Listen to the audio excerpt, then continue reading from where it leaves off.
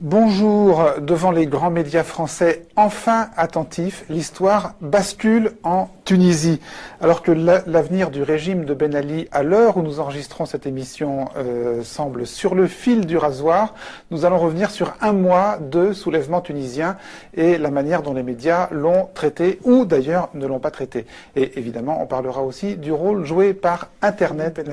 Vous êtes président du mouvement Birsa, qui est un mouvement de jeunes Tunisiens opposants. Moi, je ne dis pas que Ben Ali doit partir, parce que en tant que citoyen et jeune Tunisien, je crois que les cartes doivent être mises dans les mains du peuple tunisien. Et il n'y a pas d'appel à faire au président Ben Ali pour lui dire qu'il faut qu'il parte ou qu'il faut qu'il ne parte pas. Je crois qu'il, depuis 23 ans, il a été sourd à toutes les demandes du peuple, et je suis absolument persuadé, même aux demandes de ses conseillers ou de gens qui étaient assez raisonnables pour lui demander de partir. Je crois qu'aujourd'hui, il faut redonner la souveraineté au peuple, il faut vraiment remettre les cartes dans les mains du peuple. Au-delà de la formule, ça veut dire quoi? Ça veut dire organiser quoi? Une élection présidentielle, des législatives? Il faut faire un référendum? Il faut faire quoi? Redonner la parole au peuple? C'est-à-dire que là, on est dans une position... Ben Ali est un boxeur qui a été un tout petit peu surpris, oui, qui est dans les cordes et qui est sonné. Bon. Et comme tout boxeur, il cherche à gagner un tout petit peu de temps, et il nous refait exactement comme vous avez dit. Et vous le lui accordez alors? Ah non, absolument pas. Ah non. Nous, on n'appelle pas Ben Ali à partir, oui, on appelle le peuple, et dont je fais partie, à chasser le président Ben Ali. Ah, c'est vraiment très différent. D'accord, c'est absolument différent. Non, c'est plus clair comme ça. Oui, mais non, je vous avais mal compris au début. Voilà, c'est-à-dire que il n'y a rien à demander à un tyran. Il faut demander à un peuple. Quand vous me dites qu'est-ce qu'il faut faire maintenant, je pense qu'il faut parler, si vous voulez, de façon à faire un vrai contrat social. Si vous me permettez, oui, d'un trait, mais c'est vraiment important, c'est que quand Bourguiba est venu en 56, il a fait un contrat social tout seul avec le peuple. C'est-à-dire qu'il a décidé, il a dit je décide tout ça pour les Tunisiens. C'était des mesures progressistes, certes, mais qui n'ont jamais été prises dans la concertation. Ben Ali a fait la même chose avec des leaders de l'opposition ou des gens qui se sont considérés comme étant des leaders de l'opposition. C'est vrai que j'ai entendu que certains partis d'opposition avaient rencontré Ben Ali ou iront le voir.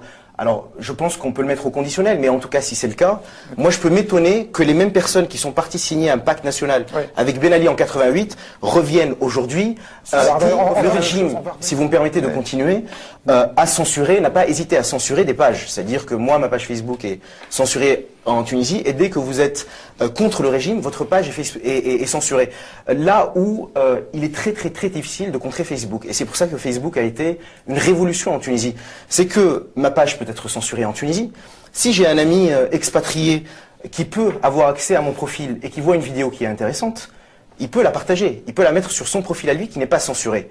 Et du coup, des gens de Tunis peuvent voir la vidéo et la partager eux-mêmes. C'est-à-dire, excusez-moi, ce qui était censuré, c'était la consultation de certains comptes Facebook bien choisis en Tunisie, mais en revanche, le compte lui-même n'était pas censuré et vous pouviez continuer à alimenter votre... Le compte est censuré et non piraté, c'est-à-dire qu'il est, comme vous dites, non consultable à partir de la Tunisie. Mais vous pouviez y mettre tout ce que vous vouliez. Absolument. À destination parce que, vous savez, on a eu tendance, nous, Tunisiens, je vais vous donner le point de vue tunisien, à beaucoup attendre de la presse française. C'est-à-dire que quand on parle entre amis en Tunisie, alors est-ce que Le Monde a fait quelque chose sur ce qui se passe en Tunisie? Est-ce que Libé a fait quelque chose? Est-ce qu'on en a parlé à la télé? Et il y avait ce sentiment, un genre de fatalisme qui voulait dire qu'on peut nous rien faire sur place et que les médias français et étrangers, et surtout français, se chargeront de communiquer sur ce qui se passe chez nous. Et là où moi je vois une vraie révolution, plus qu'une révolution médiatique, mais une révolution journalistique et démocratique, c'est que les gens ont pris leur smartphone, ont pris leur portable et ont commencé à faire du journalisme citoyen. D'abord parce que les journalistes tunisiens ont essayé de faire leur travail, mais vous connaissez les conditions dans lesquelles ils essayent d'exercer leur profession, mais chaque citoyen est devenu en Tunisie un journaliste et un relais à la fois pour les journalistes tunisiens et à la fois pour les journalistes français. Donc, quelque part, merci les médias français pour ce retard à l'allumage, quoi. Presque merci, et vous voyez que les premières images qui sont arrivées sont des images qui ont été prises par des citoyens tunisiens.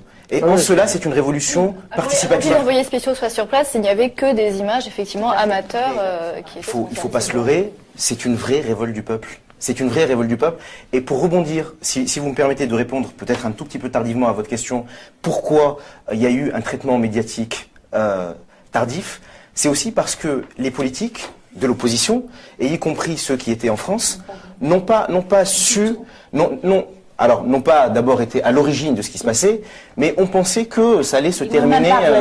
Et n'ont pas canalisé le mouvement, et n'ont pas pris le mouvement. Les hommes politiques, pour certains, n'ont pas su se positionner. C'est-à-dire qu'ils n'ont pas fait un travail. Ils n'ont pas fait un travail d'homme politique, c'est-à-dire qu'ils ont fait un travail de défenseur des droits de l'homme. Or, il y a des organisations des droits de l'homme, il y a la FIDH, il y a Amnesty, il y a des gens, il y a la Ligue tunisienne des droits de l'homme, pardon, dont le travail est justement de dénoncer les actes attentatoires à la liberté, à la dignité, les actes de torture. Excusez-moi, un travail de défenseur des droits de l'homme, c'est pas un travail politique ? La politique ne se résume pas à la défense des droits de l'homme. Certes, mais ça en fait pas partie. Ça en fait partie, mais ce n'est pas que ça. Qu'est-ce qui a manqué alors ? Quand vous faites de la politique, quand vous faites de la politique, il a manqué un leadership. Un leadership vous intéresse sur sur la position des autorités françaises.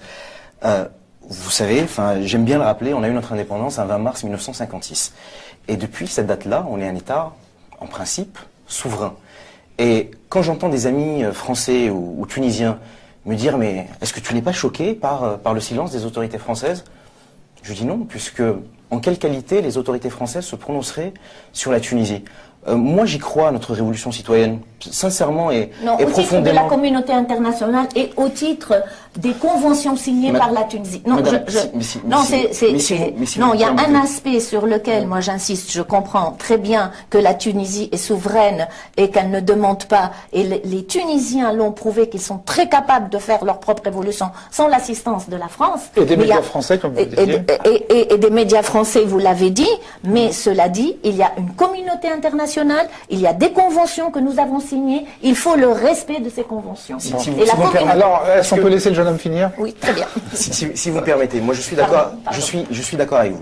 Je crois qu'en Tunisie, on a vraiment besoin d'une révolution. Alors je sais que le terme est fort, mais c'est aussi une révolution des consciences, une révolution citoyenne qui est menée par les citoyens.